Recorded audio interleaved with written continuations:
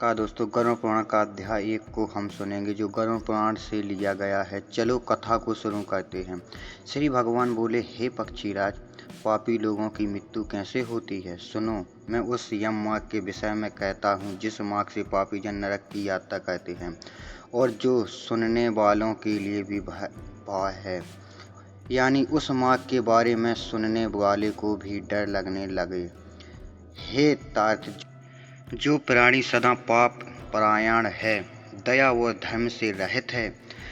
आसन शब्दों में, जो प्राणी पाप करते हैं, किसी पर दया नहीं करते, धर्म को नहीं पहचानते, जो दुष्ट लोगों की संगति करते हैं, सत्य शास्त्र को सत्संगति से विमुख हैं, यानी जो शास्त्रों को नहीं जानते, सत्संग से दूर रहते हैं, जो अपने को स्वयं प्रतिष्ठावान मानते हैं, अहंकारी हैं तथा धन और मान के मत में चूर हैं, असुर शक्ति को प्राप्त हैं, हे तथा देवी संपत्ति से रहित हैं। जिन लोगों जो मोह के जाल में फंसे हैं और कामनाओं के भोग में ही लगे हैं, ऐसे व्यक्ति अपवित्र नरक में गिरते हैं। जो लोग ज्ञानशील हैं, वे परम गति को प्राप्त होते हैं। पापी मनुष्य दुख पूर्वक यम यातना प्राप्त करते हैं। यम द्वारा दिए गए यमलोक में कष्ट पापियों को इस मृत्यु लोक में जैसे दुख की प्राप्ति होती है, और मृत्यु के पश्चात वे जैसी यम यातना को प्राप्त होते हैं। यानी हमारे द्वारा किए गए पापियों को कष्ट बहुत ही भयंकर होते हैं। उसे सुनो। यथोवर्जित पुराण और पाप के फलों को पूर्व में भोगकर उसे, यानी जो पापी होते हैं, मरने से पहले कर्म के संबंध में उसे कोई शारीरिक रोग हो जाता है, अधि मानसिक रोग और व्याधि अर्थात शरीर रोग, ये युक्त पापी मनुष्य की आत्मा जीवन धारण करने की आशा से उत्साह में रहता है, लेकिन उस व्यक्ति की जानकारी के बिना ही सर्प की भांति बलवान काल यानी यम का दूत उसके समीप आ पहुंचता है। उस मृत्यु की संप्राप्ति की स्थिति में भी उसे वैराग्य नहीं होता। उसने जिसका भरण पोषण किया था, उन्हीं के द्वारा उसका भरण पोषण होता है। वृद्ध अवस्था के कारण विकृत रूप वाला और मरण विमुख वह व्यक्ति घर में अपमान नवपूर्वक दी हुई वस्तुओं के कुत्ते की भांति खाता हुआ जीवन व्यतीत करता है, और मरने से पहले उसे मंद अग्नि हो जाती है, और उसका आहार तथा उसकी सभी चेष्टाएं कम हो जाती हैं।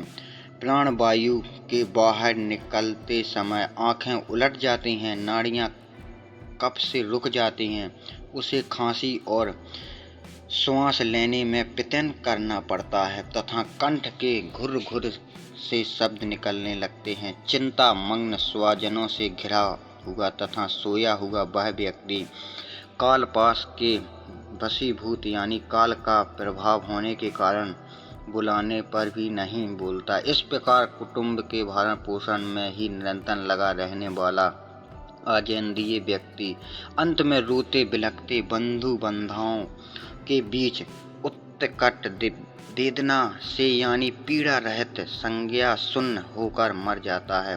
हे गरुड़, जब हम काल प्राण लेने जाते हैं, उस समय उस अंतिम क्षण में प्राणी को व्यापक दिव्य दृष्टि प्राप्त हो जाती है, एक अलौकिक शक्ति जिससे वह लोक परलोक को एकत्र देखने लगता है। अतः चकित होकर वह कुछ भी नहीं कहना चाहता। यमदूत के समीप आने पर भी सभी इंद्रियां विकल हो जाती हैं, यानी इंद्रियां काम करना बंद कर देती हैं।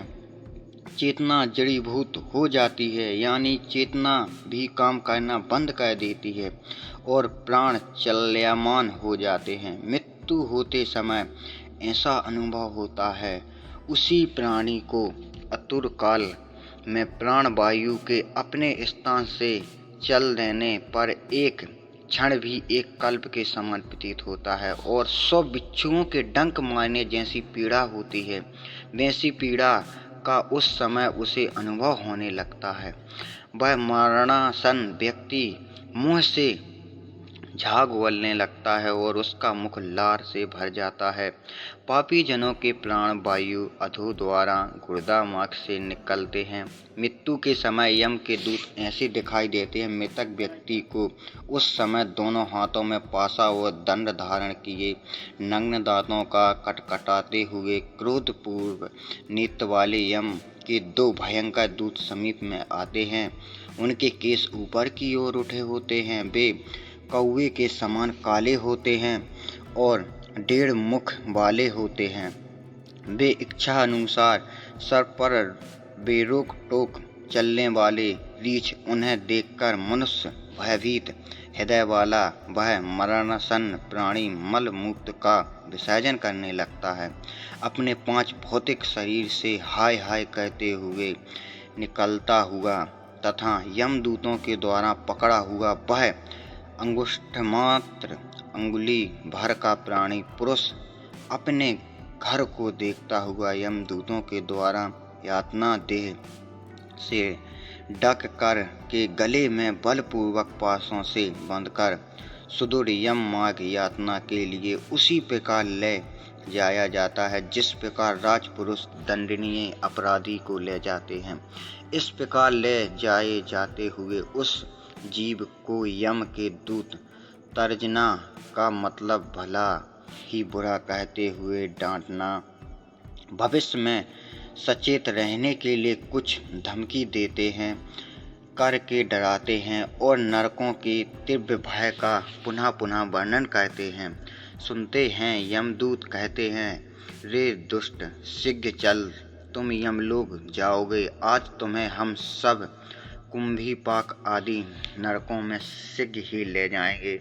यानी ऐसा एक नरक जिसमें मांस खाने के लिए पशु पक्षी मरने वाले लोग खोलते हुए तेल में डाले जाते हैं। एक प्रकार का सनन पात्र जिसमें नाक के रास्ते काला खून आता है और सिर घूमता है।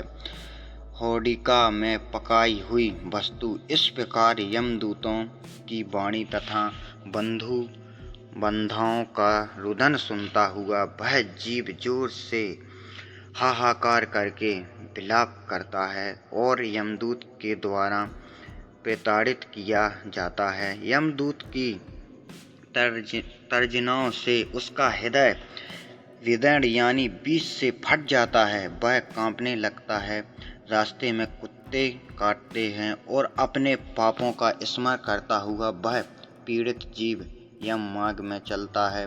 भूख और प्यास से पीड़ित होकर सूर्य, दवा, अग्नि एवं वायु के झोंकों से संतृप्त होते हुए और यमदूतों के द्वारा पीठ पर कोड़े से पीटे जाते हुए उस जीव की तपी हुई बालू से पूर्व तथा विश्राम रहित और जल रहित मार्ग पर असमर्थ होते हुए भी बड़ी कठिनाई से चलना पड़ता है। थक कर जगह जगह गिरता और मूर्छित होता हुआ वह पुनः उठकर पापी जनों की भांति अंधकार पूर्व यमलोक में ले जाया जाता है। यानी जहाँ पर अंधेरा ही अंधेरा हो। 2 अथवा 3 मुहूर्त में वह मनुष्य वहाँ पहुँचाया जाता है और यमदूत उसे घोर नरक यातनाओं को दिखाते हैं। मुहूर्त मात्र में यम को और नरक किया यातनाओं के भय को देखकर वह व्यक्ति यम की आज्ञा से आकाश मार्ग से यमदूतों के साथ पुनः इस लोक मनुष्यलोक में चला आता है।